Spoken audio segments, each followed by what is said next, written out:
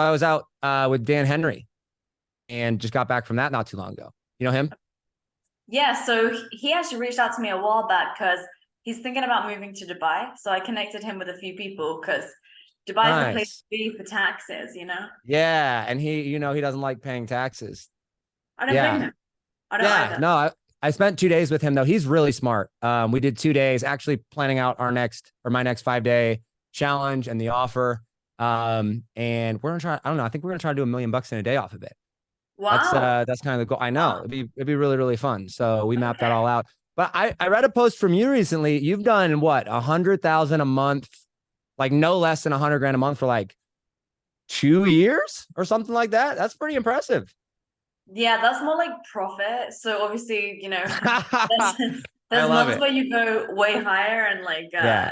then you have to pay a ton of bills and you're like seeing all your hard-earned money just slip away because it's interesting though. One of the things that I think about a lot, like the difference that it takes operationally and energetically is Yeah. is very minimal between like, let's say you're making like 20K a month versus like 500. I just Mm. think that there's a lot of pressure to sustain those higher numbers. And so lately I've been trying to shift my business model in a way so that it's all built around recurring revenue rather Mm. than like one night stand revenue, which is what I think a lot of people That's good. I like that. forget. So I want to like I don't know how many people actually know your story on this, and I'm actually curious because we don't really know each other. This is the first time we've talked, right? Like actually Yeah, on yeah. a call or something, which is crazy. Well, I'm curious, what is your marketing philosophy, right? Like you're like $100,000 a month profit, yada yada. You've got the online marketing game figured out, right? So what's the philosophy? What's made it so successful? Yeah. No one's ever asked me that before. So philosophy, yeah, huh. So I've Well, always, because like I feel like when we talk about influence, which is the entire premise of this, show is the game of influence, right? Is like it comes from a philosophy, right? There's a way because if you're always changing your philosophy, if you're always changing, like then you're just a shallow person and there's no substance, right? So there's something behind it all, right? So I like to act like I'm curious about it because so like what's the philosophy that has led you to this? so there's a couple things. I think you can be as successful as you want to be when you find something that really pisses you off. And so my whole thing started because I'd lost a lot of weight in a really, really unhealthy way. And this is back Mm, like, almost a decade ago now. And so I yeah. started posting to Instagram because I wanted to make friends with people that were trying to be healthy in an actually healthy way through tracking macros, weightlifting, Mm, etc. And especially being like, I was in my teenage years then, and being a girl, not many people are doing that type of thing, especially back then. So I was mm, really frustrated because there was all of this misinformation out there, which is the information that caused me to eventually end up having an eating disorder, eating really, mm. really like nothing, over How long ago is this? yeah, this is 10 years ago now. 10 Yeah. years. So, Okay. Okay. I mean, Yeah. 10, 11 years ago when that happened. And then the Instagram, I started that. Yeah, literally a decade, 10 years.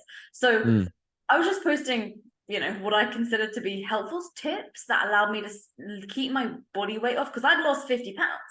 Right. mm. And so in order to But you did that just like you did that unhealthily or you did that super healthy? unhealthily, Unhealthy. super Okay, okay. unhealthily. And Unhealthy. then I Okay. maintained it by getting healthy. Because, if you lose weight in an unhealthy way, most people just put it all back on. And then they have this really bad mindset because at one point they've been really lean, really thin, really fit, whatever it is for them. And then because you were so unhealthy to get there, it's an Mm, unsustainable way of losing the fat. So then you put the fat back on, plus you've lost a ton of muscle because you were just shredding like crazy without taking care of your body. And then people get fatter than they were before, and then they look in the mirror, hate their bodies, and it's just this like really vicious cycle. So got I it. was frustrated at that moment, like, okay, I'm gonna put out good information because after about a year or two, I'd figured out how to do it in a sustainable way. And I think honestly, Okay. now you ask me this question, I feel this is my philosophy still to these days. Like there are just things that generally bother me that I make content around that I have figured out that other people are really struggling to figure out, or that other people in the market are putting out this information that's never going to help them or value them. And I see that, and I see clients and customers and people that message me on social struggling or falling victim to scams, etc. And I just like to share things that like really do work, that are like backed by evidence and data. Back when I was in fitness, it was all science-based, evidence-based stuff. And so yeah, maybe now I think about it, that's my philosophy. Like, what are the things that frustrate me, and how can I showcase that there are better ways to do it that don't require you to literally destroy your life while doing so. So like you're basically coming from a place of being pissed off, right? Or bothered, right? But maybe, pissed Like, off is an extreme. It's the marketing word, right? That we would yeah. use for that, right? But being upset and then wanting to provide a solution to that. But when you say it like that, I feel like it makes me sound like aggressive. I think I'm probably like the least aggressive person you could possibly meet. Mm. I So don't know you. You tell me. yeah. I have no idea. Well, because we But were just okay. connecting on Instagram, and then you were like, you know what, let's just do a podcast and we can get to know each other. I feel Yeah. like, in a way, for me, it really comes from a place of like actually, like, I enjoy triggering people, but only You're good because at it. it gets them to call themselves out on their own BS, Yeah. I think. Yeah. And people have to have the realization in themselves. Because in marketing, like, and in working with clients, you cannot tell a client what the aha moment is. They have to Mm. feel the aha moment for themselves in order to create the change. And so if you can bring that into your marketing as well, then you're able to mobilize people and get them to think in the way that aligns with what your solution is. Mm. So like, where are you focused now? Because you So said you're changing we, stuff. You said you were just with Sharfin, right? You're in the yeah, US for. I laughed. I saw your post on Facebook, and you're like, as a Brit, what should I do over Labor Day? And I just want to be like, work, like yeah, any smart people person would. people Like, were commenting that, and then there was this one really, really good comment from Sean Vosler, and he said oh like, yeah, I know Sean. Yeah, yeah, he was like, go collect your tea tax. yeah. And I thought that Okay, was so good. yeah, I work on Labor Day. I'm generally opposed to, government imposed holidays that prevent people from, doing work. And I had payments that were supposed to come through on the bank on Monday. They didn't come through till Tuesday, and it pissed me Oh, off. But man. what are you up to in your business now though? We've never connected, right? So fill me in on what you're doing here. You were with Sharpen. What's going on? Yeah, so that was fun. So I've been working with Sharfman for like a few months now, which has been great because his systems are, I mean, he's a systems guy, right? When it comes to like team Yeah, almost operations and stuff. annoyingly so. Yeah, Yeah, I mean, that guy is like beyond smart. I mean, yeah. I I am really surprised. Like, the reason why I started working with him, Oh, do you work with him?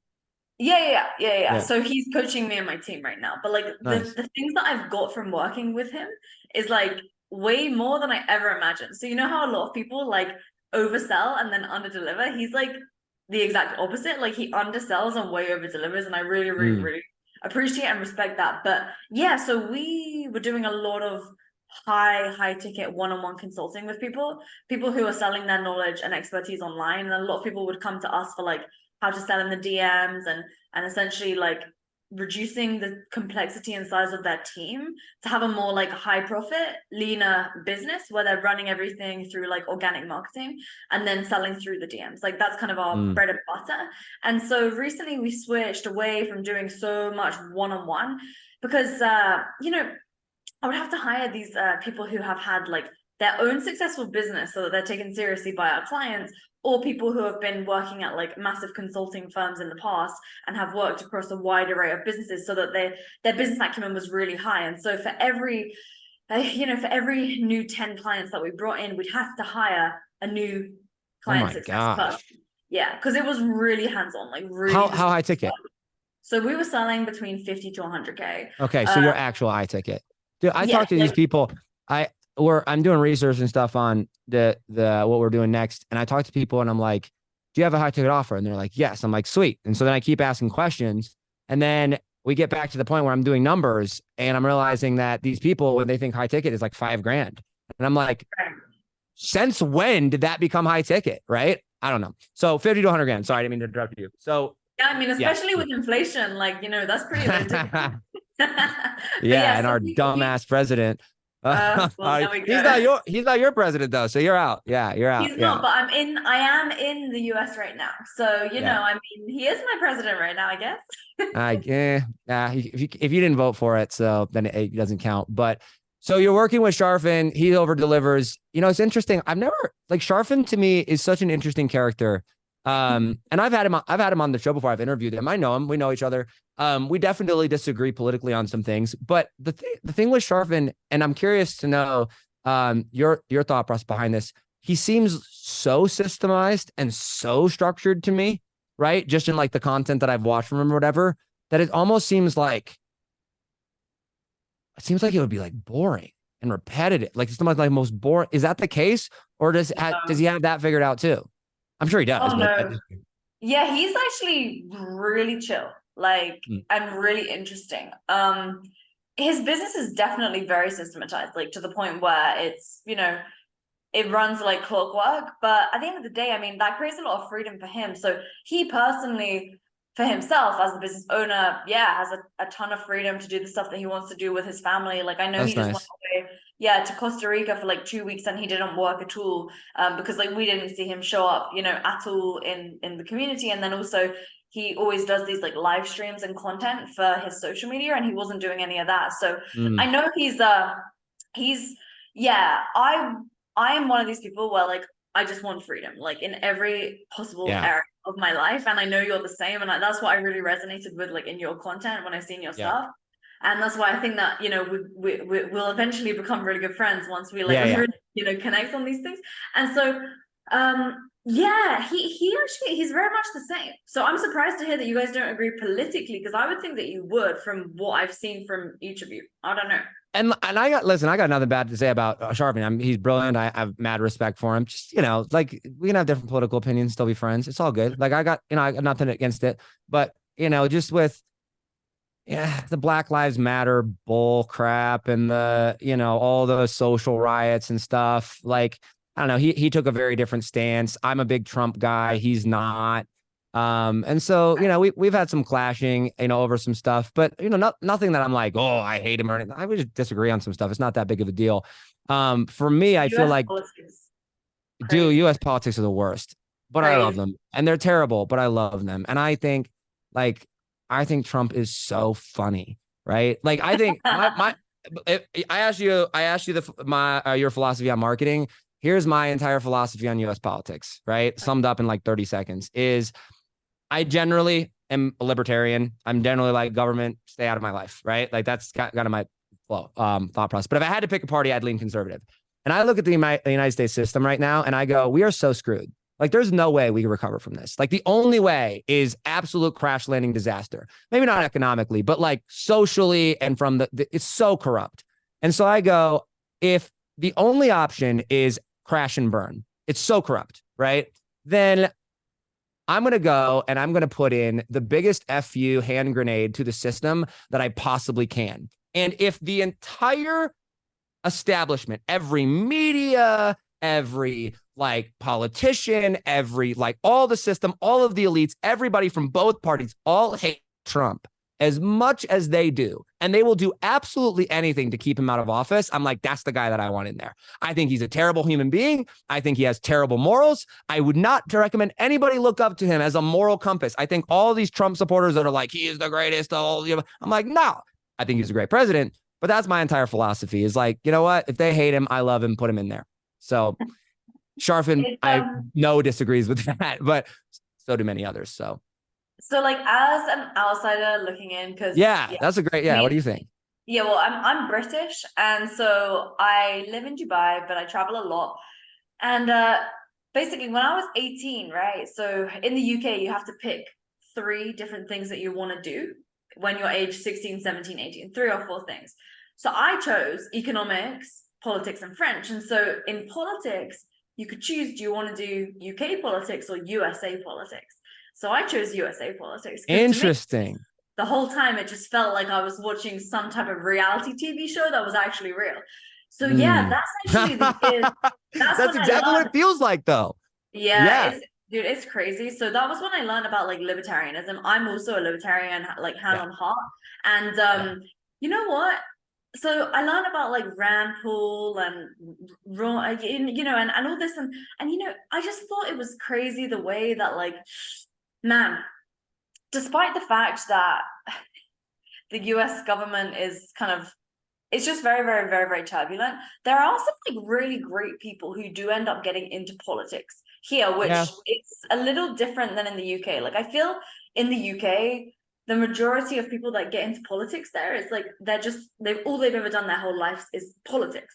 Whereas like in the US, at least there's people that Yeah, it's mostly US too. I mean, there are exceptions to that rule, but even people in the Republic, like even most of the Republican Party, most of the Democrat Party, these are lifelong politicians. right. Yeah, I mean, like for example, Trump, like, again, as an outsider, like looking in, what you look at, if you look at the data, I mean, ultimately, like the economy was doing better than it has in a Oh, while good. when he's there. And so I don't know, I just think What do you so think of Trump?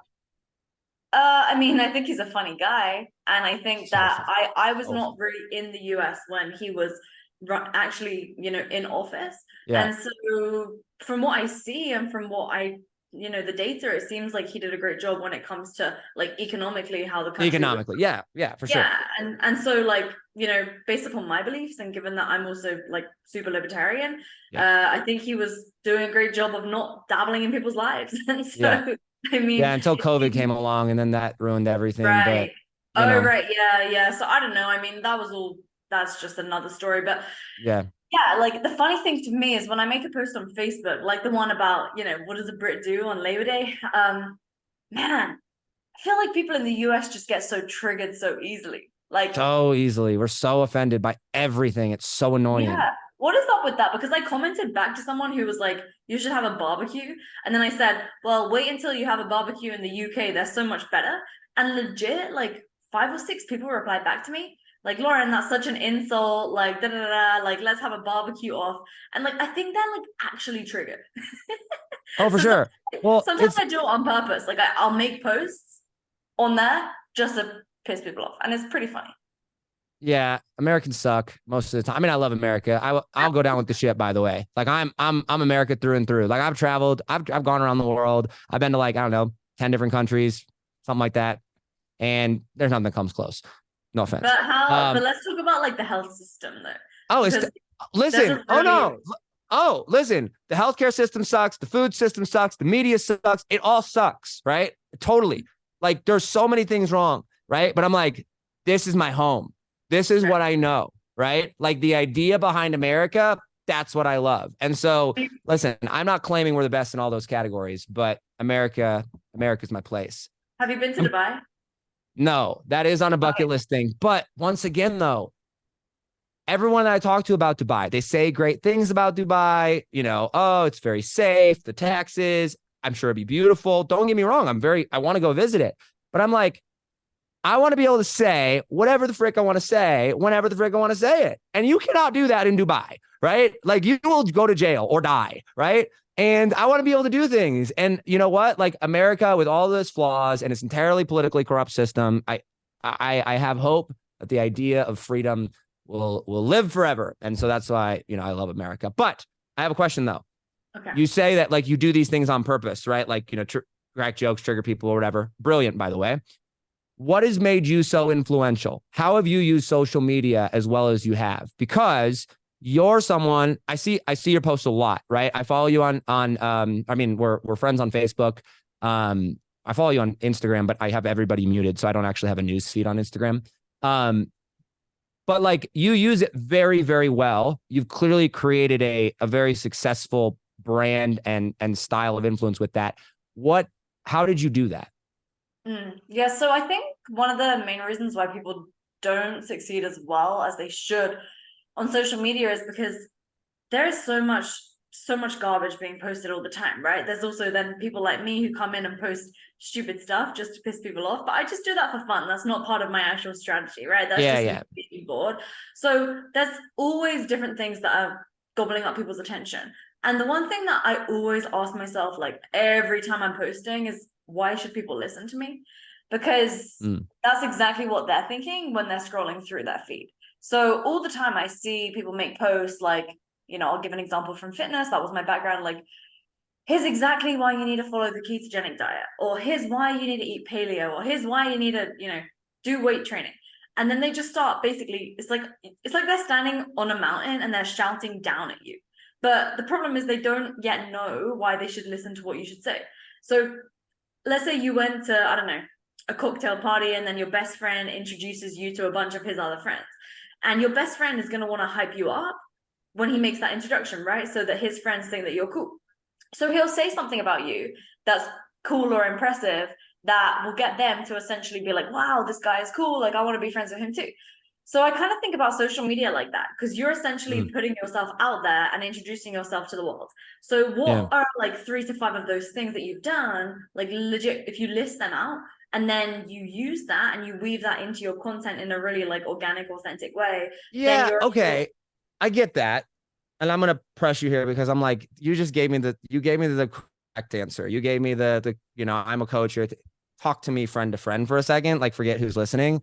Like, how did you actually blow up? Because it's like, provide value, be authentic, weave it in. I know, but we all hear that. But like, give me the nitty gritty. Like, I blew up by I first blew up by like going, like catching the trend of Facebook Lives, right?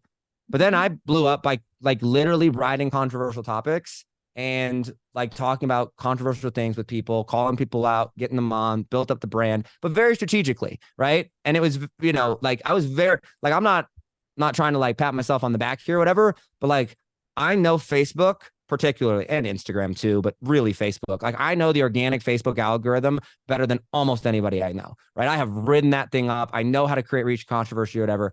So like my method was, I got really, really good at something. I leveraged other people's audiences and I leveraged skills to like actually blow this up. And then in my content, I was authentic and I told people 3 to 5 things, yada, yada, yada. But what did you actually do to blow up with it? Was it ads? Was it controversy? Like, how did you get your following? Yeah, so I've just like wasted a ton of money on ads. I actually still to this point have not been successful with it. And that's one of those things that kind of pisses me off, because I need to figure it out. And so I will start taking that seriously next month. So yeah, like, that's why I paid Dan Henry $100,000, by the way. Anyway, okay, continue. Yeah. Same with like shout outs and everything. Like, I haven't actually put $1 behind that, but like with regards to that, I haven't even, tried that strategy. But yeah, so to your point, I feel like there's 2 things that come to my mind, like 2 different phases. So the first phase, I would say, was harder, okay? But it also ended up giving me the platform for the rest of the things that I'm about to share. So the first thing was like, I was in fitness, okay? So it's a different type of game than the game for now. So to be honest, I actually think it's easier in fitness, even though back then it felt harder because I hadn't done it before. So what I did was, like I told you, I was really, really pissed off with all of this garbage information out there. So there would be all these chicks who were like, making all these crazy poses, making themselves look like really skinny in their waist, and then their hips would look really big, and then their boobs would be really big, and then they'd had like, a boob job or like a butt implant, all these angles, and they were editing the image like to literally waist train their body so that they basically faked how their body looks because they've edited it. So what I used to do is kind of like how unsuccessful, insecure influencers audit their bank account. I get it. Continue. Yeah, I mean, honestly, that does not surprise me. But like, so this is exactly what used to piss me off, because I would look at the comment section and like all these girls were saying, wow, you look so amazing. I wish I could look like you. But they're never going to look like that. It's kind of like you seeing a dude who's on a ton of tests and like a ton of steroids, and you're thinking if you follow his workouts, then you're going to get his body. Okay, so having been someone that had like literally struggled massively, and it had affected me for like many years after with regards to my body image, I didn't like that. So what I used to do is I would take this photo, like, at the end of the day, where I was like bloated and my tummy was all out, and then the next morning I would take another photo, like my abs would be back and I would look back to normal. And so I'd do these like before and after photos showing like there's only like 10 hours difference between these 2 things. And so I started doing that. Like, I think I did it 3 times a week in the beginning, and then I did it 4 times a week after that. So I was posting on Instagram every single day. I was mainly just using Instagram then. Of course, I had like a YouTube channel and stuff. And on the YouTube channel, what I would do is I would also do a similar kind of topic, but in a different way. I would do like 10,000 calorie challenge, right? And so imagine seeing a girl on the stories.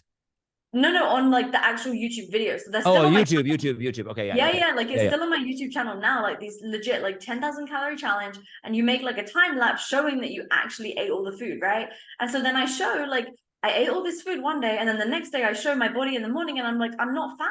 And so get over it. Like if you eat too much one day, don't worry about it. Like let's just get back on track. And it helped a lot of girls reshape the way that they looked at their bodies, because it helped them realize, no, like if I mess up on my diet one day, it's not the end of the world. I don't need to cut out all of the food. I don't need to stop eating for a week, which is what some people were telling them to do.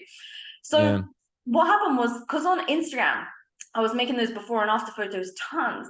Eventually, this one woman messaged me from Cosmopolitan magazine. She was like, hey, Lauren, like, I love your content. Are you okay if I use this photo in like a feature? And I'm obviously like, what are you going to say about me? Because if you've heard of Cosmopolitan magazine, this is like a gossip magazine and you don't really, know what they're going to, how they're going to spin. Yeah. So I got on the phone with her, and she was actually super cool. Like she was like, I love your stuff. I've had an eating disorder for years. You've really helped me. I've now got a good relationship with food. So I was like, cool, this is like exactly why I do this. Let's get it. So yeah, she did this article about me and it was insane, man. Like literally the weeks after that, for about a 4-month period, these photos were just everywhere. Like Women's Health, BBC News, oh man, like I forget the other stuff, the Independent, everywhere. And so that really like blew up my credibility, because before then I still had the audience, but how many followers you got on Instagram? Now like 130,000 or so. 133. Now. Okay. 133. Yeah. But back then it was probably like 80,000 or so. But the thing is that like these people were all really engaged. When did you hang out with Gary Vee? February. We spoke at the same event. That was cool. If you ever see him again, I'm his #1 roast. I'm the guy that did the Patriots fan one. Yeah. So I got beef with him. I know, right? So cool. I just want to like, next time I see Gary, I'm going to give him a present and I'm just going to like gift him 7 Super Bowl rings and just like walk away and be like this. Anyway, back to your story. Continue. Yeah, so like I think then, I mean, because I only found out like a couple of years ago that you can pay for press. Because when I was in fitness, like it was just always free, And so that was so amazing. And then I got verified on Instagram after that, because I guess you got verified before it was cool, like before you could pay for it. Yeah, I got verified. I think it was like, it says in my account, in the inside of the account somewhere, but it was like 2018. Yeah. Okay, nice. Yeah. Before Elon came along and was like, hey, we're going to let people pay for this. Yeah. Yeah, I don't know. Yeah. That's kind of, I'm paying on Twitter, to be fair, because like it allows you to I basically wanted to invest in this company.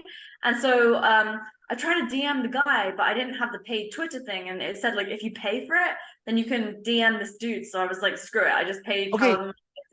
But I don't understand why people have a problem with paying for it though, right? Because I'm like, okay, I would say that and I want to get into when you started making real money, right? But I would say that the thing that started making me real money and the like where I like actually started to have some success was when I figured out how to get people to pay me outrageous amounts of money, right? I always like to joke when I figured out how to get rich people to give me money or, solve their problems, that's when like stuff started to really blow up. And I feel like when it comes to your social media presence, what you put out online is like what most people are going to make their entire judgment off of you, from you, right?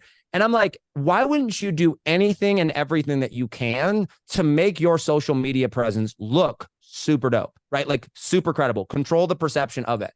So when people are like, oh, you're doing this for $12 a month, it's completely worthless to it. I'm like, okay, if you're a broke person, or if you're someone that does not use any form of social media, like for your business, for your life or whatever, okay, cool. I see the argument. But if you have an online business, the fact that you can pay $12 a month to get a blue check mark to look verified massively increase your overall perception to anyone that looks at you. I don't understand why people have a problem with this. I mean, I totally agree. Like, no, because the reason I said that is because I wasn't really using Twitter, right? Like Instagram, sure. I mean, I don't have to actually pay for Instagram. I don't even know if I can pay for it, because I think because you already had it. Yeah, they like must have just allowed people to keep it who already had it. I don't really know. I should check that, because I might get some extra perks if I do pay, and I would happily pay, because geez, I mean, Instagram has made me millions. So if I need to give them some money, sure, no problem. But you know how kind of like, we don't really like the government being involved in our stuff and like making the decisions for us. I feel like there are people out there who are like so opposite of the way that we think, and they kind of just expect stuff to be handed to them, that they have that same type of feeling towards businesses, right? So the same feeling we have towards like government control, they have towards like business control. Mm, And they also feel like these that's companies, interesting. yeah, they feel like these companies make so much money. Like, why are you taking it from the little guy? But you know, they don't know how to run a business. They don't understand. There's a lot of costs that go into things. So, you know, I feel that that's probably why people think that. I don't know. Oh, okay, that makes sense. So so correct me if I'm wrong. It sounds like you basically just figured out a way to, like, when you like blew up on social and stuff, like you basically figured out a way to go against the trend and become someone that people wanted to follow, right? Like you just weren't boring. You were doing something that was, unique, different, putting it out there. Yes, you got some, some, I don't want to say breaks because it's not luck, right? But like you had some things happen with the magazines and stuff like that. But the reason all that happened was because I have a thing called the game of influence, or the rules of influence, right? And I have it on my phone as my cover screen. And I basically went, and you know how like the Bible has like the 10 commandments, and Ty Lopez has 67 steps, and like a lot of like movements and stuff, they have like these rules or whatever they follow, right? The number one rule is I went and I studied like ultra big influential people with brands, people making lots of money, regardless of their size. The number one rule of influence in my book is just do not be boring, right? Like boring people are just not influential, right? Unless they're part of a system that's like behind the scenes or whatever, right? But as far as like actually building, just don't be boring. I feel like you followed that pretty well. You decided, I'm going to do something different. I'm going to become someone that is worth following. Go against the trend with it. It paid off for you. Yes? Totally, yeah. And like this, the way that I was doing that wasn't actually from these photos. These photos were mainly designed to help women really love themselves, like Mm, love their bodies and in a healthy way, right? I hate this trend, which is like these like really dangerously obese people, like saying love your body, because like, dude, this so is like a bad. really bad message to be putting out to the world. Because Yeah. I'm not being funny, like these people are at severe risk of so many health conditions. I can't even Yeah. possibly list them in one Yeah. breath. Yeah. Oh, man. So what I did though is, again, you used to see this. It's like, find the shit in your industry that like pisses you off. Pardon my language, by the way. Yeah. But Whatever. and how can you essentially, like, in England we say take the mick out of that. So like, how can you kind of mock that? Okay, Mm, that's what take the mick out of it means. So for example, back in the day, people would be, on the stairmaster machine, right? Like kicking their leg backwards to make it engage their glutes. And then these women would post these before and after photos of like a flat ass and then a really perky butt. And so I used to do this thing. This is just one example, but like I'd go on the stairmaster and I would do that stupid exercise and I would like fall off of it on purpose. And I would make this video before Reels was even a thing and before TikTok. And these videos would literally get hundreds and thousands of views. From there, then my whole thing was I crazy. was just trying to get people to send me like a DM. And even since all the way back then, my whole thing was always like having chats with people and then eventually closing them, because back then I had like a lower ticket kind of fitness program that I was selling, which Yeah. was really easy to sell because I would just have literally a small back and forth, and then I would just send them the link to the page, and then they would either buy or Mm. not. If they didn't buy, I didn't really care, because I knew that they would just get value from my free content. But back then, I wasn't thinking like business at all. I was just purely thinking Yeah, like, but how can I grow my audience? like going back and analyzing, because like the reason I do these interviews, right, like this, I mean, I have the podcast or the talk show for the purposes of being an example, and I love having these interviews. But I love having these interviews because I like learning and understanding what actually worked for people, right? So going back and like analyzing, figuring out like little things, and that's what I hope that people get from these interviews. The reason like we just start off, right, like we just go into a conversation is like I wanna like have a conversation with you, like if we were having dinner and I was wanting to like get to know you and like literally like figuring out what you did, right? And so like Yeah. when did you start making like good money? Like when was it like, okay, cool, I've got something figured out here, and like I'm making more than I realized I was ever going to be making? Like when did you start making that kind of money? Yeah, so when I was 20, I was at How old are you university. now? 26. Okay. So I was basically in my tiny little dorm room at uni, and I was like hustling this ebook. And the ebook was basically called The Ultimate Guide to Tracking Macros. So I must have spent like 6 months straight writing this thing. Now, at the same time, I had some like one-on-one fitness clients. I honestly couldn't tell you how much I was making per month because I just wasn't checking. I was just so happy that I didn't have to have a job while I was so in uni. It's the best ever. There's no better feeling than that. Yeah. Yeah. And before that, like, 4 years earlier, I was like legit washing dishes in a pub in the countryside in England where there was no heating. And this was in the winter because my birthday was in January and I was allowed to start working there literally as soon as I turned 16. So it was so cold. It was so miserable. I was getting paid like £3 an hour and I didn't necessarily need money because I was 16, right? But like I just wanted to make money. Yeah. And so even though it was barely anything, then it felt really good to actually do that. So yeah, like I remember this ebook, I launched it, and man, this was crazy. So I had recently learned about email marketing. So I created an email list and I was doing this like free challenge. So I'd actually signed up back then for ClickFunnels. And I decided to make like shout out Russell Brunson. Yeah, like I decided to make like a free challenge funnel. And essentially what I realized is like, what does everyone in life want, right? Everybody wants to have a hot body and they want to make a ton of money. So how can I give this to them? Yeah. So because this is constantly what I was hearing. I was always hearing from people like, I don't have enough money. Like I need to make more money. Even though I was doing fitness, it was the objection that I was hearing when they would try and buy my, 50 pounds or $50 product. So it was kind of pissing me off. And I thought, you know what? I bet I can actually do something that's going to make people really happy, where they can lose weight and get money.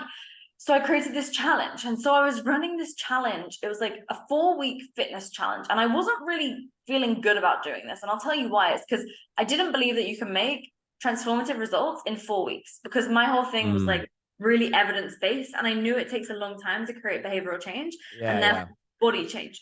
However, I needed to get people to actually get some momentum so that they would continue on with me. So basically what I did is for the first 4 weeks, I would charge them for this challenge and they would come into this challenge. And then at the end, whoever won, there would be like 5 winners and they would each win. It would range between like some kind of prize relating to my fitness stuff all the way up to $250.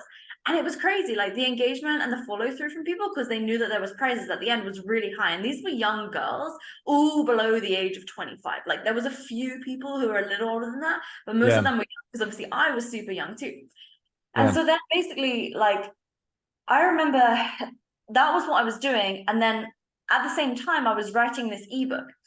So I launched this ebook, and I remember in the first week, I made 40 grand in pounds. Oh my gosh. Yeah. Wait, how much? Hold on. How much was the ebook? The ebook in pounds was 65 pounds. So I literally sold hundreds of these things. Over the years, I sold. Where did you get the buyers? Instagram. How big was your following? Back then, it was like, probably really similar. It was like 80. Okay. So you did have some following. Oh yeah. No, right? My following was like very intense. If I was to do this now, like, and to sell a product for 75, like the competition now and the number of people in the market, I could not do that now. No way. From like, well, it's like in dollars, I don't know how much it would have been, because the exchange rate back then would have been really, really different. I was doing everything in pounds. Okay. Because I was in the UK and it's all I really knew. And so it's an inferior currency. It's all right. We'll forgive you. Continue. Well, in the end, it was better for me because the purchasing power is greater between a pound and a dollar. So it was actually a good thing. So you keep thinking that, no, I'm just kidding. So basically, I just couldn't believe it. Like this was so crazy to me, because then I obviously didn't have to do anything. There was zero fulfillment. Zero. And before that, I'd just been doing one-on-one stuff. And to be honest, I was a bit sick of the one-on-one, because I was finding it really hard, because the clients were messaging me a lot. And back then I didn't have the systems to create boundaries with my clients. And I just told them to message me all the time. So then though, a few months later, like being a classic entrepreneur, I thought, you know what, I don't really like this, because I don't feel connected to my customers. Like they would send me reviews and like they were really happy, but because they bought this product one time, and because I didn't know about how to upsell back then, I didn't even know that upsell was even a word. And because I didn't know a thing about, customer retention and lifetime value and all that stuff, I essentially had like this massive list of customers that I wasn't selling anything else to them. So I tried to create this program called University Meets Fitness, because I had this podcast back then called Business Meets Fitness. And then I literally created this over a 3-month period, and I launched it, and not a single person bought it because it was supposed to be like a higher price package. So I just wasted another 3 months trying How much did you sell it for? I didn't sell it. I was trying to sell it for 1.2K. 400K. Okay. Yeah. No one bought because they were university students. What are they gonna do? They're not gonna buy fitness, they're gonna buy vodka. Yeah. So that was stupid. And so like I kept selling that stuff for a few years. And then I had like a fitness membership and all these things. And back then, I don't know exactly how much I was making, but I would have been making between like 300 to 500K per year just from, selling these low ticket stuff. Things. Yeah. And it was just how big's your list? Huh? How big's your list now? It's gotta be huge. No, it's not huge. 50,000. Oh, okay. Most of the buyers though? Yeah. Now it's kind of, so that was I basically treat that as a separate company. Like I still have all that data and everything. So if I ever wanted to launch something fitness, then I'm sure I could do very, very well. But the interesting thing was then after that, a lot of those girls who had been through transformation with me, because I did it in such like a scientific way, like I'm actually kind of a bit of like a fitness nerd. Like when it comes down to it, everything is like evidence-based, right? And so because these girls like didn't go on a crash diet with me or have some crazy like workout plan that was really unsustainable, a lot of them really loved fitness. And so I told you about those funnels, right? Those challenge funnels. Okay, so do you know the company Gymshark? Yeah. All right, so me and like a ton of my friends were sponsored by Gymshark, and they used to pay us a salary every month.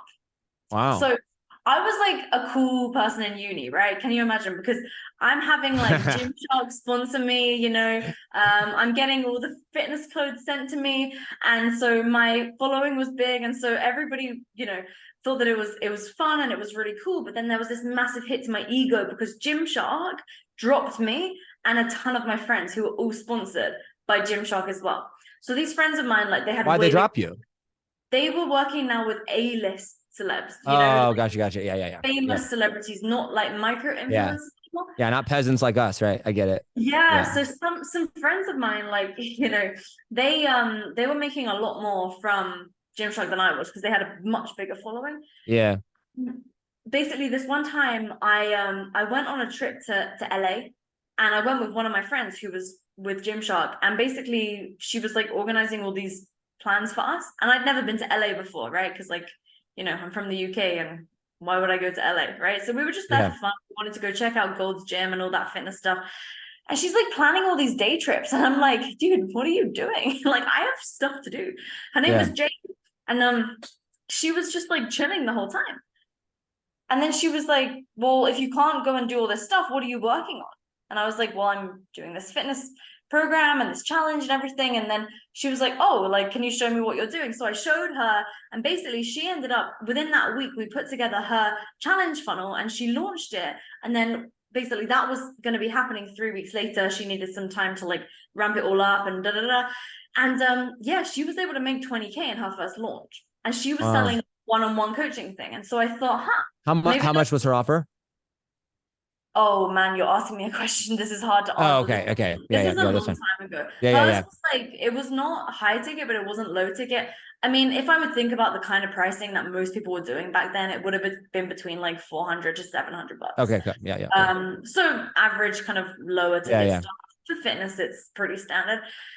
And it was just a really cool feeling because she, for example, like in her past, she'd been really poor, like as in really broke. So it was amazing that she built a nice audience in fitness. But so then you kind of asked me earlier, like, when did I first start? I was gonna say, when did you make like, when did you get like 100,000? When did you get your $100,000 day, right? When did you sell your first $25,000 or $50,000 client? Like, when was it where you're like, yo, right? Yeah, like I remember, I remember for me, like, the most money I think I'd ever made in a day was like $25,000 from a client. And it was like so much went into it or whatever. And then it was June. I forget what year it was, but I did a challenge. And at the end, I did a pitch, had the upsell or whatever. And we did 100 grand in a day. Mm-hmm. And I remember like doing 100. And I was like, what? Like, I was like, what have I been doing my whole life? Right. Like, how did Right. this, you know what I'm saying? And like, that was the day where I was like, oh, like I knew for my whole life, I knew I was going to like figure it out. Like I knew I was going to be successful at some point. Right. But it had been years of trying and failing and like trying like all the different things. And then this one, it like happened. And I looked at my account. I was like, 100 grand. I was like, oh, I'm going to be rich. Got it. Right. So when was like that moment? Man, like I think the richest I've ever felt in my life was when I was just about to turn 21, and I remember looking inside of my personal bank account and having £100,000. And that was Yeah. honestly, that is genuinely the richest I've ever internally felt. Because ever since then, like I just haven't really felt like the money makes me feel a different way. I have felt Yeah, I feel I that. felt I felt really cool. Like one time I was in a taxi and like a client wanted to pay me via crypto. So they sent me through they sent it just to a wallet, like a an off-chain wallet. They sent me 100 grand in USDC. That was really cool feeling because I was in a taxi like with a friend of mine, and the friend Yeah. of mine's a pretty like big baller, and we were in Dubai, just cruising around like the streets. It was quite late at night, and I like refreshed my wallet because he told me that he'd send the money, and I refreshed it, and I was like, oh my god, because Yeah, that was yeah, like yeah. my first like big crypto payment as Yeah, well. yeah, yeah. So yeah, that was in December of 21. Yeah, that 21. was. Yeah, yeah. And that same night, funny story. So basically, I'm going for steak with like a friend and his wife and whatever, and like we're at this STK in Dubai, and like the dinner is going on, and then suddenly it turns into like a club in there or whatever. And like I Yeah. don't really ever drink, but for some reason this night, and this is before the guy had sent me the money, I was having champagne. So whatever, like I'm a little tipsy, and so Yeah. then so he's like, yeah, Lauren, by the way, there's this like after party. Like, do you want to go? Basically, and then my friend is gonna be coming and he wants to do this deal with you, and they're gonna pay you like it was basically this like sponsorship package Yeah, yeah. where I promote this company, whatever. And so I was like, yeah, cool. Like it was like 15 grand a month. I was like, cool, easy. Like I just make Yeah, a yeah. couple posts on Instagram. And so we get in the car when this situation happens with the wire to the crypto wallet. Yeah. And we go and meet the guys who ran FTX. Nuh-uh. This is crazy. Yeah. So literally I get there, and then Wait, because wait, wait, hold on. Like, did you promote FTX? no, it Okay, wasn't okay, okay. it wasn't FTX. It wasn't a crypto company. It was like for a different like financial thing. Oh, okay. It Like wasn't a like the stock. FTX. No. It was. These are two separate Okay. things. Okay, One okay. friend Continue. was Sorry. Yeah, basically continue. one friend was doing a deal like for this stock portfolio thing, which is like super safe and like old. And then it Yeah. was a British company. And then the other thing is separate, but he knew the guys at FTX. So yeah, we start driving, and I've got all these photos still on my phone. We drive to like the QE2 boat, like the famous cruise ship, and it's parked in this place, this random place in like the north of Dubai. And so we get on there, and it's like this private section because they essentially turned this section of the cruise ship into like a club. And so Yeah, yeah, yeah. so random because like I was the only girl there, and yeah, there was just a ton of these like crypto dudes, and it was an interesting experience. I'll just leave it there because I don't want to say Yeah, anything.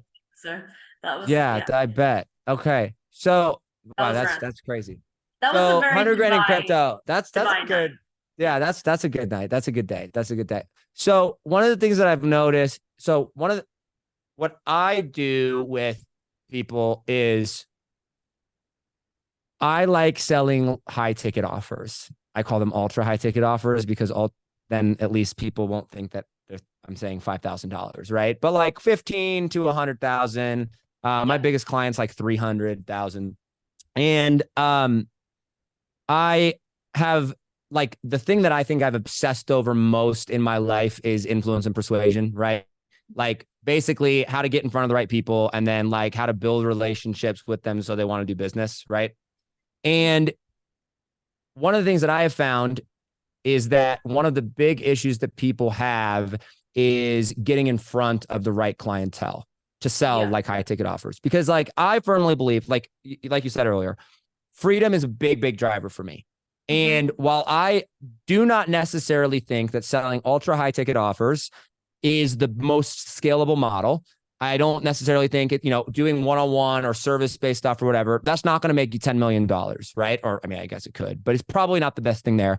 I don't think there is any skill in the world that will change your perspective of yourself, of the world around you, of what's possible, than when you have charge someone $25,000 or $50,000 and you could do it over and over and over again, right? Like that's like okay, cool, I'm set for life. I can take any risk I want to go and take, because if everything falls apart, right, like I know that in 30 days I could go get a multi-figure, even six-figure client, right? And so I become obsessed over that.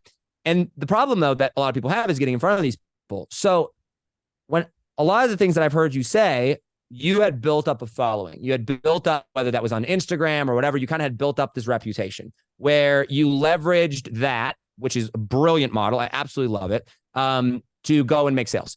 If you were to go and someone were to have no following, they were a nobody, let's say, right? But they had a skill set. They were good at what they did. Maybe they had worked for someone else, or maybe they were just a typical entrepreneur. They'd made six figures, like whatever, but they were basically a nobody, right? How would you go and have them land? Like, what do you think is the most effective way for them to get in front of and land a $25,000 to $100,000 client?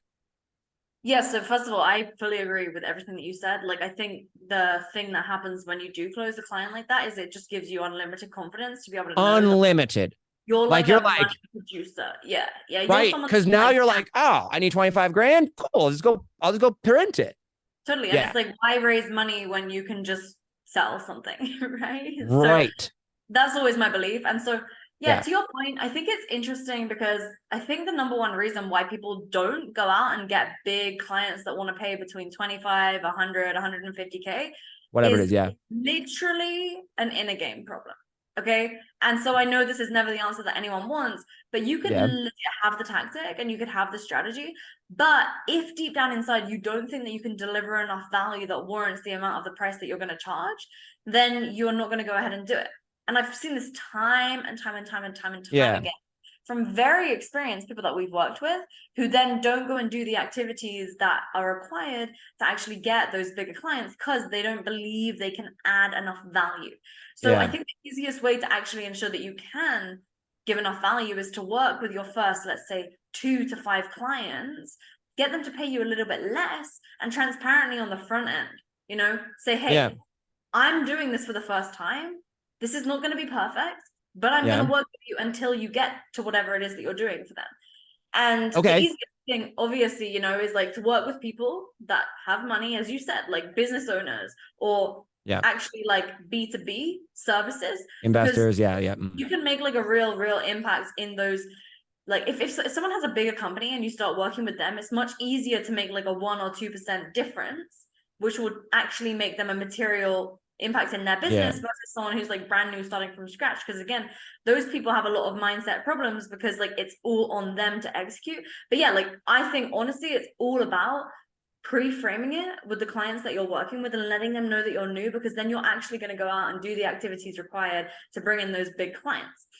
Because but let's say I've done that though. Right? Okay. Yeah. I've proven it. I've got 3 testimonials or 4 testimonials from people. I've charged them 5 grand or 10 grand. We've gotten it. I've got that. But now my problem is I'm like, where the frick do I find someone's going to pay me 50 grand or 100 grand? And then more importantly, where am I going to go and find someone to do that, or like consistently find people to go and do that? Right. Yeah, totally. Like what would be your best method, either short-term or long-term, right? Like if someone came to you and was like, I will literally pay you $25,000 to teach me how to do this, right? Yeah. What would you tell them to do? Yeah. So like my strategy is always the same, and it's more of a longer term play, to be honest. Because like I don't really tend to like working with people that just want to, make money now, because if you need to make money now, like urgently, then you always do activities that are going to take you directionally oftentimes they take you directionally in the wrong, direction Yeah, for sure. as you actually need to go into the long term, right? So let's just say you're someone who understands that and you understand that you want to be doing this for the long game. Then Yep. I really, really love organic social. And I don't really have an emotional attachment like to one platform specifically. I prefer to create platform agnostic content that you can put on every single platform. And Mm. so there's really three types of content that I post. And every time you create this content, like you want to basically act as if you're putting on spectacles, Yeah. glasses. You're looking towards one specific type of person. So I treat it like it's ads, even though organic obviously is going to be seen by everyone just because it's organic. So the first type Yeah. is to reach more people. So this is where you really need to showcase like why they should listen to you. The second type is to turn anyone in your audience into leads. And the last type is just like direct offers. So I can go into like the nitty Do you do gritty. direct offers like directly to the platform, or are those all in the DM? So directly on the platform to get them to Okay. comment, and then you DM them. Okay. Yeah. Yeah. Okay. You can also automate that on some platforms like Instagram or the Facebook Yeah. business page. On the Facebook organic and LinkedIn profiles, you have to do it manually, but you can Yeah. just Yeah. plug someone from your team in there to do that. But yeah, so essentially, like my whole thing is always doing outbound on inbound. Okay. So Hormozy just did something recently about this. He calls Okay. it like warm outbound. I've always just called it like outbound on inbound. So anyone that's coming inbound to you, whether they're like commenting on your stuff or sending you a message, just go doing outbound on them through asking them open-ended questions to get them to actually reveal whether or not they're actually a potential client for you. Because I think when you can figure out the right questions to ask and they come across in a way where you really are genuinely caring about them, you can Yeah. ultimately just simply qualify them inside the DM. So this is what I've always done. Like, I've been really big on the DMs ever since the beginning. Pretty much because like, I was of the age where like in school we use like MSN and like Bebo to like talk to our friends, And Yeah. so I always just had this like love of these messaging apps, which is kind of Yeah. weird Yeah. now that I think about it. But I think that's how I got really good at it. And so like to Well, your like, point, yeah. go ahead. Continue. Continue. Okay, so yeah, so just there's like basically three content types, and then the aim is to get activity on that content so that then I have people who I can reach out to. And I think Yeah. anybody can do this. It just takes a while to ramp up because it's not just like you turn on an ad and you in your ad will say like, are you a real estate investor Yeah. who's looking to da da da da? You don't necessarily do that in the organic content because if you just do that every single time in your organic post, like people are Right. just not going to listen to you anymore.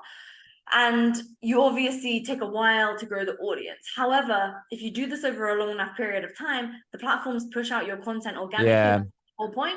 And that's how you can, get people to find you. But obviously you can do things to, push that ahead and advance it. For example, something that still works today, which I don't know why people don't do, and maybe you do this, but like you can take your content that's designed, like the first group of people that have no idea who you are, you can just copy and paste that into other people's Facebook groups. So let's say you were looking for real Yeah. estate, go onto Facebook and LinkedIn, type in real estate investor, filter by group, and just copy and paste that content in there. And instead Yeah. of having a call to action, I like to use a sideways call to action. So a sideways call to action is essentially where you're doing your post, and there's a point where you say, and I used my real estate evaluation checklist. Let me know if you want to see it. You just say like, just let me know if you want to see it. So instead of Yeah. saying DM the word blah blah Yeah. blah, Yeah. Yeah. Yeah. just kind of like a sideways cheeky little, and then people start commenting. They'll start messaging you, adding you as a friend, and Okay, then from but don't. How do you deal with? I mean, like you clearly DM is a very, very, very powerful strategy. There's no question about that, right? How do you deal with all the messages though? Because you've got to be DMing hundreds of people, right? Like, how do you stay yeah, on top of all that? What do you do yeah. after the DMs? So we have it all in a CRM. So all of our messages, other than Facebook and LinkedIn, can't go in there. But anyone that has any level of intent, we just make sure that we get them invited to a live training. So every month, this has been a key part of our strategy, is every month we run a live training for the organic audience and we just get them there, because once they're on the email list, there's actually a significantly higher chance that they're going to become our client if they're on the email list. Like, Okay. Yeah. Okay. Yeah, So your main goal with them is to get to, if someone has an intent, is you're getting them off of the platform and onto your list by offering a free training. whether they have interest or intent, because they may not yet have intent to become a Yeah. client. Okay. That's true. Yeah. Okay. But the training that we do, the live training, that's actually an intent trigger training. Like we literally intentionally call it intent trigger, because the aim is to get them, is to trigger that intent that they want to become one of our clients or members. And so we never used to put as much weight onto the live webinars because we were just doing them and, you know, we like it, we're good at it, and we thought it was fun. But what was really interesting is when we finally analyzed the data. And because, again, we were organic for so long, we didn't like have the best tracking set up, but we got that set up like 18 months ago. And so then what we started looking at was like the clients who close from just DMs versus the clients who close in the DMs, but they're also on our email list. Like it was literally 90%. If they, like 90% of them were on our email list, even if they closed in the DMs. Yeah, so the data was just like outstandingly clear that we need to just get them on our email list. And so then we put out the hypothesis, what if we were to just stop closing in the DMs and make more aggressive offers in our webinars? Because before, our webinars were more like value-based with less offer. And it was more like, in the beginning, we would legit say like, put your credit card away. Like, we're not going to try and sell you something. But that was actually making us not sell them anything. Yeah, not make money. Obviously. Duh. And what how big is the offer you're selling to these people? Right now, we're only we have other stuff, but the main thing that we're leading with on the front end in the webinars is 1,200 every 4 weeks. It's really low fast. Okay, 1,200. Super low. Yeah, but our goal is right now, like we're trying to, you know, the goal is to optimize, and this is going back to like the first question you asked me. We are optimizing now for retention. Recurring, yeah. Yeah, so that's our pure aim right now. Yeah. Okay, that makes a lot of sense. I appreciate you breaking that down. So I have a question then. I want to run through the method that essentially that I have found. So I analyzed, basically I went through and I looked at, when I went down with Dan, I looked at, because I've done challenges, high ticket offers, low ticket offers, webinar, like all of it, right? And I went and looked at what was the single greatest source of income, like out of anything that I had done. Mm-hmm. And by far it was this show, right? Like I had generated like 1.25 million with zero ads, basically zero, like basically all profit, right? Mm-hmm. Just off of either interviews from people that I did with this show or referrals from people from this show, right? Yeah. And like, that wasn't even with me being intentional about who I like interviewed. And so then when I actually broke it down and was like, okay, let me remove the people that I have, there was no way they were going to buy anyway, right? They were not a potential clientele or whatever. And it was like something like, sometimes like almost 50% of the people I were interviewing were either buying or referring, right? People over that were going to buy, right? So I'm curious, I'm going to walk through my method just really briefly. I'm curious to know your thoughts on this and if you have any feedback on it or like what you think, because your method is very much content driven, DM driven, which is great, right? It's clearly a very effective method.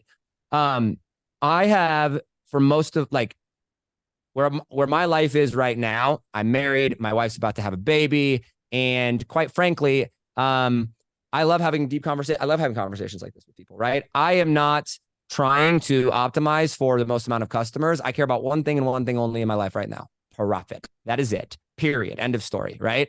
And so when I looked at it, I basically was like, okay, you know, Sam Ovens, obviously, right? Yep. I was in his mastermind and he was talking about basically the differences between how beginners or like amateurs think versus how like rich people think. Right. And he's basically just like, beginners just focus on the wrong stuff. And like rich people think about how rich people make decisions. Right. Mm-hmm. And so I was like, okay, well, what if I could just recreate that trust or that decision-making process? And really, like, I feel like rich people, I mean, you tell me this, you're rich. I mean, for the sake of this conversation, it's all relative, right? But like, they basically, rich people, if they're going to buy high ticket type of stuff, 25, 50, $100,000 stuff, like number one, they're going to buy from people that they like, right? Mm-hmm. Number two is they're going to go and buy almost always, if they're paying that for like a business thing or whatever, they're buying to solve a problem, right? They're not just going to hand out money just for the sake of that, unless they're going out like partying with their friends. Yeah, yes. Most people screw that part up big time. Yeah. Right. And then three is they make decisions relatively fast. I remember Sam Ovens being like, so fast, right? I remember Sam Ovens saying that when he bought his penthouse, right? He did it over FaceTime. The agent was on for like 15 minutes and Sam was like, cool, whatever. Yes, I want to just buy it. Like he was in New Zealand. The guy's in New York. He's like, what? I've been on for 15 minutes. It's like a $5 million, whatever it was. Right. And so I was like, okay, well, if I had no following, I mean, I do, right? But if I had no following, or if I had, to recreate that, what would be the very best way to go through and figure this out? And so step one is talk show, right? Because like, I'll ask you this, and just so the listeners know, I've not predetermined or asked these questions at all, right? But like, for the most part, if someone has a show and it was a good angle, good show, had some people on it, you would agree to do an interview with them, yes? Yeah, I mean, as long as they're like a charismatic person, I think the way that people can screw this is if they're really bad on asking questions, and they ask questions. Don't be boring. First rule. Exactly. But also like the second thing is also showing that you have some consistency with it. Because if somebody asks me and they only have like 5 episodes, I say to them, Grant Cardone actually told me this. He was like, I only say yes once they have 50 episodes. So if they don't already have authority, then I would only say yes if they've had 50 episodes. Yeah. What you're saying is essentially like they need to be able to showcase that they have authority in their industry, and having a podcast is a huge hack to building your authority, because like then you have evidence that you've been able to get cool guests and everything, and you're seen with big names, and that gets people to take you more seriously. That's exactly what I did when I interviewed Grant Cardone, right? After that, it was really easy to get any other guest that I wanted. Yeah, same with me with Brunson.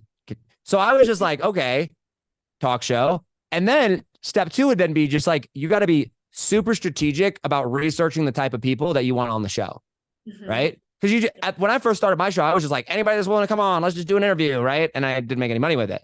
But then after a while, I was like, okay, well, what if I just found people that I knew how to solve their problem? And like, we're not going to talk about that on the show. That's not the purpose of the show. But I'm like, if I had a relationship with them, I know they have a problem that I can solve. I know that they're going to make decisions fast if they like me, right? I was just in the show trying to recreate the concept of like, how do I build trust with them? How do I get them to like me, to know me, right?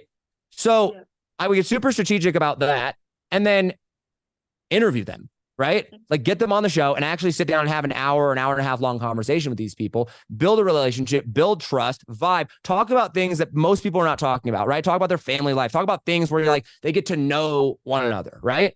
And then at the end, like how I got my first client off of the show was a $30,000 client. And I had never, I had not landed anybody off the show. But afterwards, we were having this conversation, and the guy brought up that he had this problem that I was like, oh, it was a social media related problem. I was like, oh, I know how to do that. And he was like, I got to go. And I was like, okay, but like, I literally can just send you over some stuff. And so I sent him over the next day or whatever it was, like a 2-page Google Doc. And I sent it over to him, and he texted me back, and he was like, yeah, I want to do it. How much? And I was like, 30 grand. And he's like, yeah, sounds good.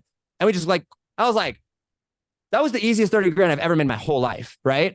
And so like, if you don't have a following, or if you don't have that much, credibility or whatever, I feel like, I mean, I know from personal experience with it, but I'm curious to your thoughts, is that if you can build a dope show, get some good guests on there. And at the beginning, like you're going to have to be strategic and creative and, get some authority under your belt. Although I think you can interview direct clients that are low hanging fruit, but that's another conversation. But like, once you have that up and going, like you can basically get in front of anyone over time if you've got a show, and those people can turn into clients relatively quick. Yeah, no, 100%. Yeah, I've done this to myself. It works really well. I think the only thing that like kind of, and I obviously don't know the exact people listening to this right now, because you just can't tell a podcast because you don't see, but like you really like to close like a high ticket, like you really do have to be good at what you do. I've seen so many, I have seen it where people are not ready to be closing at that level. The number, let's say something for 30, 40, 50K. And then what ends up happening is they're super hyped. They just close a huge deal. And then a few months later, they aren't able to fulfill. And then the big company, because they have a lot of money, are able to come after them and threaten them with legal. Okay. Yeah. And they have to just give the money back because they're the little guy in the situation. Otherwise, they're going to get hit with a lawsuit, which they can't possibly pay. So that's my only fear. But obviously, if you're really good at what you do and you can get the result, and you make it very clear, like what the deliverables are and what the outcome is going to be, then sure, no problem. But I feel like the number one problem that people have that are good, because I'm not like, if you're listening right now and you're not good at what you do, you're like, I'm going to go close a $50,000 client with no experience. Like, come on.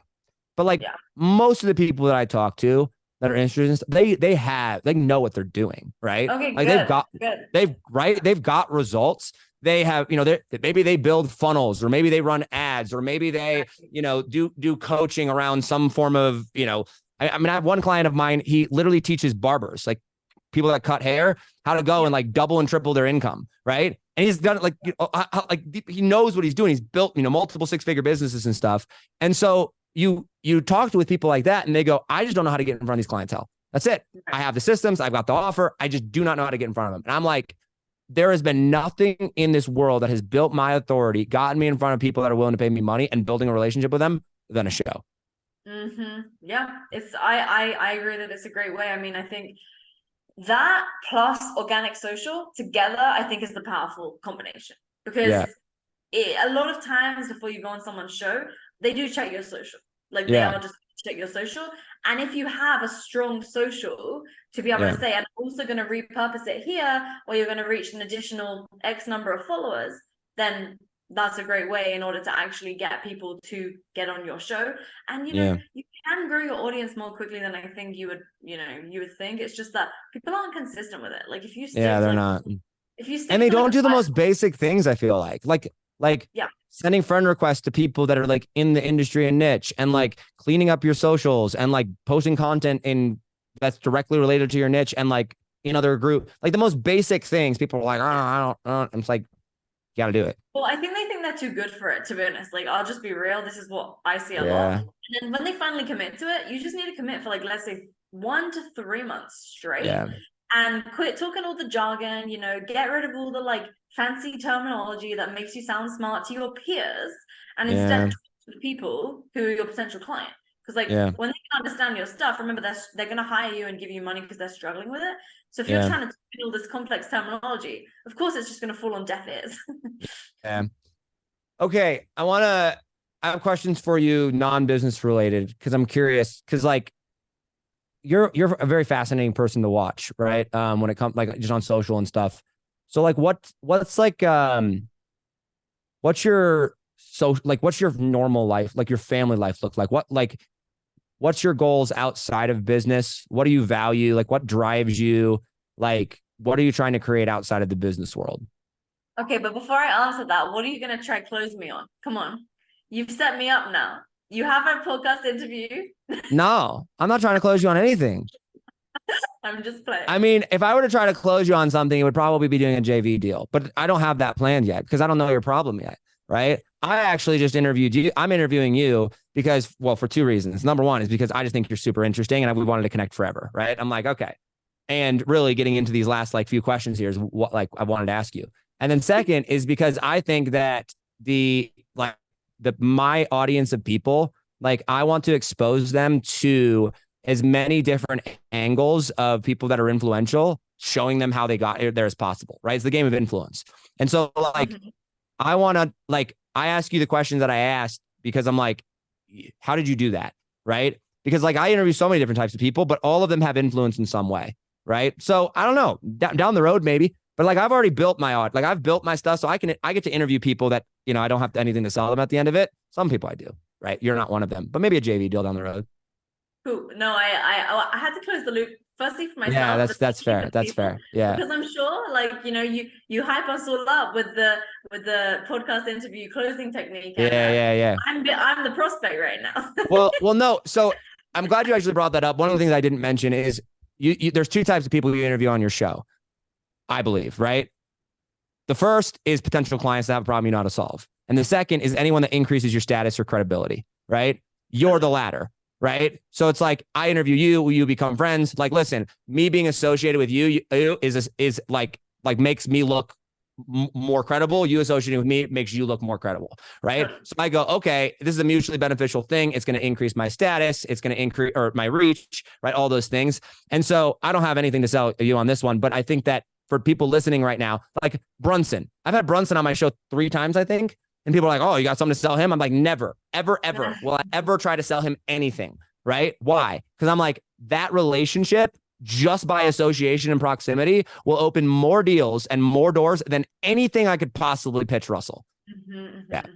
Totally. No, that's huge. So to answer your question, like regarding, my personal life and my interests and things like that, Honestly, I just love fitness, man. Like, I don't know, Yeah. I love how when you get into your body, it makes you just feel so good, right? It's the endorphins. It's just how we're naturally designed to be as humans. So Yeah. walking outside with friends, like having really great conversations like this. I mean, I can just Yeah. imagine just like walking outside, just like having a chat like this. And for me, that's the stuff that like invigorates me. When it comes to like hobbies, to be honest, I've never really ever in my life been one of these people with like, it's not like I like to go and make pottery or, Yeah. dance, or I like swimming in the ocean and traveling and just Yeah. hanging out with cool people and having great chats. That's for me what I find fun. I'm not interested, like I have a very short attention span. So I can't focus when it comes to like movies and things like this. And so my goals generally, like, yeah, of course, over the next few years, like, and congrats by the way on is that your first kid or Yeah. Yeah. For first, I'm a little wow. girl. Yeah. When is she gonna be born? December 1st is her due date. So Wow, okay, yeah, that's right before Christmas. exciting. I know, right? We're so pumped. It's gonna be so much fun. How are you feeling about it? Are you like nervous or anything? Oh no, I'm so ready. I come from a family with 8 kids though, big kids Wow. everywhere. Yeah. So like the whole like kids family, that doesn't scare me at all. Right. And my wife and I are ready. We lived it up in our 20s. We traveled the world. We That's we did it awesome. all, right? Like kind of thing. And so it's ready now of like there's a deep sense of like purpose. Are you religious at all? I'm not religious, no, but like Yeah. I would say I'm spiritual. Yeah. Okay. Yeah. So like I'm very religious in the sense of like I believe in Jesus and the God of the Bible. And I mean I've had deep wrestles with the Christian faith. I have so many issues with that, that's a whole nother conversation. But I think that and I'm a very big pro psychedelic, right? Like I don't know, have you ever done psychedelics of any sort? I've never, but most people that I know have. It's just Yeah. not So something like that's cooled me yeah, yet.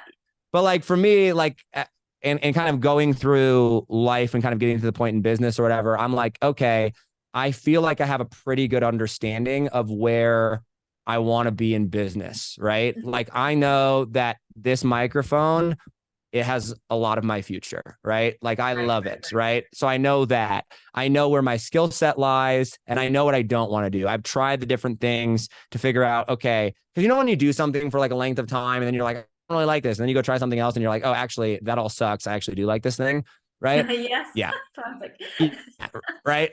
So for me, like I'm at that phase of life where I'm like, okay, I find like know what I want to do in business, and I kind of believe that the next step of meaning and purpose and growth is family, is kids, is all of that.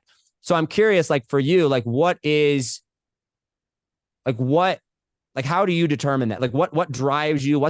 Your big long-term goals with this? Like are you like, hey, I just want to build this company and I just want to, rise to the top in the business realm? Do you ever want family? Like what's that look like? Yeah, totally. No, I really want to have kids, like two or three kids for sure. Like, it's something that me and my partner have discussed, and probably over the next, after like 3 years from now. So I want to take like at Yeah. least 3 years to really focus on the business, like get it to a point where like it really doesn't need me, where Yeah. I can be in like my genius zone. Like much like you, I just love making content. Like I love Yeah. connecting with people. This is like my thing that I think I'm uniquely strong at. Whereas Yeah. I feel that when I'm, in the weeds of my business, like doing very tactical things, I just don't feel like I'm actually serving the people that I can actually help create change for, as well Yeah. as I possibly could be, because I'm just doing stuff that I definitely don't need to be. And it's Yeah. 100% my responsibility because I am the one who keeps showing up to do the task, which means that no one else on my team steps up to do it, or no one else on my team hires someone, and I'm Yeah. not the one on my team responsible for hiring. So that would actually be someone else's responsibility. So that's kind of something that I've just been like trying to grapple with, is like, how can I like really ensure that I can build the right team around me, people that I can truly trust? Because like I Yeah. definitely find it hard to trust people, and I think especially when the brand has your name on it, it's even harder because people really need to understand the vision. No kidding. And I know the change that we make in people's lives is incredible through showing them how to really get their knowledge and expertise out there and Yeah. being able to sell that consistently in a way that feels good to them. And seeing them be able to help so many other people through doing that, like, really lights me up. So my goal, Yeah. like, purely over the next few years is like, optimizing for the business to be able to run without me. So for example, some things that we're doing right now is, of course, I'm going to keep making content. Like I love it. I enjoy it. It's what I want to do. But half of my time is also going towards thinking about how can I not be needed? Like, how can I not be needed, right? That's the key word there. So we're looking at like outbound strategies when it comes to using the company name rather than my name. So cold email, various different things like that, running ads with like different people from my team in it, whereby there's a training where someone from my team's in it instead of me. Because I really think as well, that will be a good tester for the company and the value proposition that we actually have in the market. Because if people are buying just because they like me, then that means that, you know, because obviously you're a dude, right? It's different for you. If I was a woman having a kid and like, I don't know how my hormones are going to feel when I'm actually, you just don't, I don't know, right? Like you just don't know. Watching my wife go through pregnancy has been crazy. Yeah. Like my wife is super big into fitness too, by the way. Like her thing's yoga. And like I mean, like she's like certified on certified and like teaches and takes like 15 or 16 classes a week. And like she has her own like separate where she does like corporate stuff. Like that's her whole entire life. Right. And to like watch her like go through the pregnancy and like how that has affected her energy levels to like everything. Right. It's been like, whoa. I have a very newfound appreciation for like the female body. Right. Yeah. So I don't actually understand, but I conceptually understand what you've seen it. Yeah. Exactly. So like these are all things that like I need to consider that a man would not need to consider. So it's just something that I've been thinking about a lot lately, because as the years have gone on, I would say I've become more planning minded, as it were. Whereas I used to just kind of YOLO my way through things, right? Like I used to just think day by day, week by week, maybe I think a month out if I wanted to do a launch. But yeah, now I'm just trying to think, okay, where do I want to be in like 3 years? And how can I also potentially plan for, you know, possible downsides? Because that's not something you tend to think about when you're like, I would say I'm a very optimistic person, like probably too much so in maybe like a slightly naive kind of way, which can shoot me in the foot sometimes. So yeah, that's kind of the goal there. And then really like, I just want to be able to help as many people as possible be able to love their business again. Like at the end of the day, that's like, put simply, what am I trying to do? I want my clients and my audience to love their business again. And I think it's very, very possible, but people dig themselves in this hole because they follow a lot of strategies that people online are teaching that haven't actually done it before. Which is pretty hard, because if you haven't done something, and it's kind of like when I was in uni, right? Like in college, the professors that were teaching business on the UK's #1 business degree had never had their own businesses. And so if they're teaching out of a textbook, drives me crazy. If they're teaching out of a textbook in the applied real world, how do they know what's the truth? Because I went to one of my lecturers, he was an accounting professor, and I went to the front, and this is back when I was doing one-on-one fitness, and I was selling clients in USA, UK, Australia, and I was like, he had just been talking about tax, and I was like, in my head, crap, I guess I need to pay taxes, because I hadn't thought about that, you know, I was just randomly selling stuff online. And so I go to the front and I was like, excuse me, sir, I need some help. Like, I have these customers, USA, UK, blah, blah, blah. And he's like, well, Lauren, that would be a very good question for Google. And I'm like, are you literally kidding me? I'm like the only one in the class that actually has a business right now. And you won't even have man. So that's crazy. Yeah, that's pretty bad. Okay, so what would you say is the number one? Like, I have a couple rapid fire questions here. Okay, I'm ready. We'll have to do something together, you and I. Like, we'll have to do a training or something. Like, we'll have to partner up. I think for JV. Yeah, let's do it. That's fun. Yeah, we should do a JV. We should, huh? Close me on the JV. All right, guys, you hear this? I'm gonna go close Lauren on JV. I'm gonna send you a 2-page Google Doc, and we'll figure out. Well, okay. Okay. Live here. Okay. I'm not going to close you right now. What's the number one problem you have right now? Or what's the number one problem your audience has right now? The number one problem that my audience has. Okay. I like how you're thinking here. Yeah. I feel that. So I did a survey to them. I did a survey to my membership. So there's right now 97 people in there. And the number one problem that they said that they have is lead gen, reaching the right people. Yep. And then one more follow-up question, then I'll be good. Typically speaking, what's the level of service or like, what are they selling? What price point? So they're selling their knowledge and expertise online, and they're selling between the price. I mean, this is where it can range a lot, but like the minimum price that they're charging is like 2K. 2K. Okay, cool. All right. I'll follow up with you guys. If this closes and happens, then you'll be able to watch it in real time. It's going to be amazing. We'll Yeah. to do something. Okay. Couple rapid fire questions for you. What is your number one piece of advice in like 30 seconds? Okay. Because you're like me, you like to talk. I get it. So much. Number one piece of advice on how to make ridiculous amounts of money. Yeah, I mean, I think we discussed it really well. You need to find a real problem. Yeah. A real problem in people's lives and businesses, ideally in their business that is destroying their revenue. And you can directly track the fact that when you solve that problem for them, this is how much extra money it makes them. Because when you can tie something to revenue, and obviously you don't want to make like all these financial claims in your marketing because there might be risks there, but when you're working with a client and you have a dashboard and you can show my work made you this amount of money, you're never going to be able to money not make sales again. You'll be good. I love it. That's a great answer. The only thing I would add to that is the bigger and more successful the person, the easier it is to go and do that. So like find problems. Probably one of my favorite tweets of all time is by Alex Hormozy. And it said, solve the problems of the rich and they will make you one of them. And I was like, that was 100%. So good. Okay. That's next question. True. What is your number one tip or piece of advice for helping people avoiding doing stupid stuff or avoiding like a big mistake, right? Well, when you're really clear on what it is that you're actually trying to do in the lives of your clients, then I think you don't take on extra projects that would cause you to screw up. Because if you don't really know why you're doing things, or if you don't really know the problem that you're solving for the client, then you just dabble. And I think when you're dabbling, you're like, a boat in really rocky water. You're like here and there, wobbling from side to side. Whereas when you're clear on where you're going fast, you're going in the right direction, your sales are pointing in the right places because you know exactly the problem that you're trying to solve. You are not wobbling around. You're actually just going directionally straight. And instead of doing activity, which moves you sideways, you make steps that strive you forward. And there's a huge difference because time's going to pass either way. Right? Whether you're doing busy work or whether you're doing productive forward momentum work.